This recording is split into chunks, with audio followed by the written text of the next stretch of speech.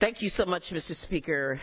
I rise today, Mr. Speaker, to urge you to turn away from this destructive path of threatening the full faith and credit of the United States government as a means to extort political concessions and to subvert the democratic principle of majority rule. I urge you, Mr. Speaker, to become the Speaker of the House and not spokesperson for a fringe cult within the GOP caucus. The Affordable Care Act is settled law.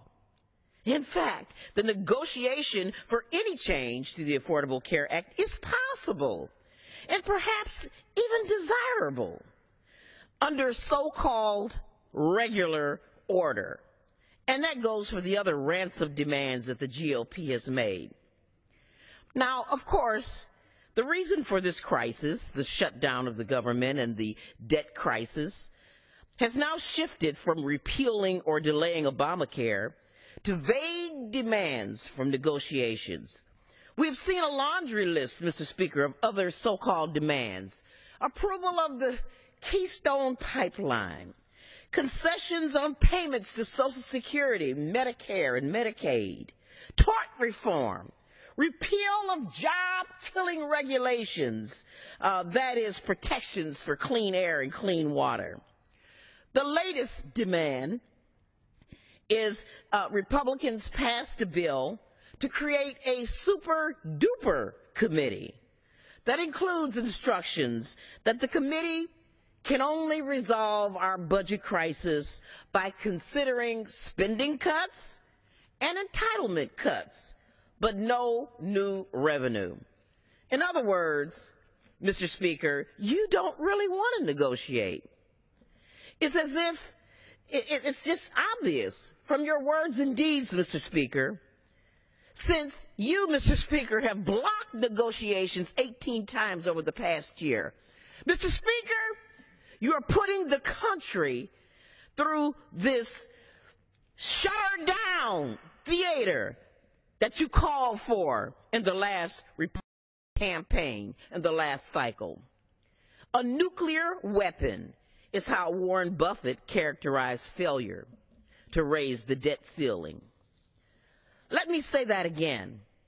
The world's most respected financial markets expert compared this now familiar Republicans' tactic as a weapon of mass destruction, a weapon that is, I quote, too horrible to use.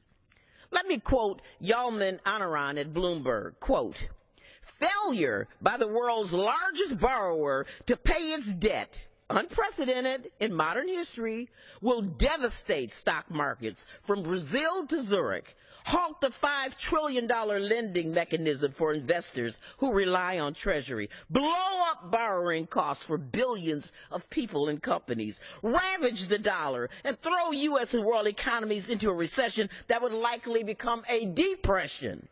Money managers, economists, bankers, and former government officials interviewed for this story, few view default as anything but a financial apocalypse, unquote. Yet, Mr. Speaker, you continue to take default off of the table.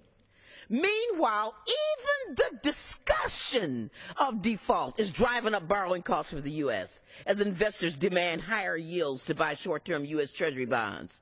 Short-term borrowing costs have doubled and are now at the highest levels since late 2008.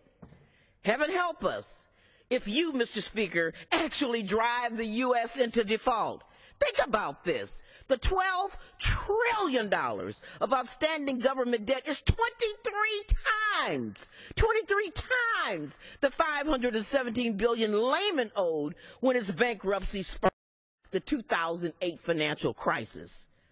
The full faith and credit of the U.S. debt is the collateral for banks, financial contracts, and repurchase markets throughout the world. The collateral that stands behind global finance and investment.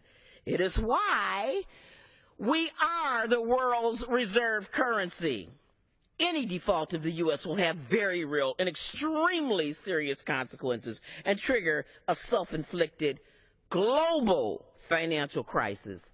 In my mind, Mr. Speaker, The full faith and credit of the United States is not open for negotiation.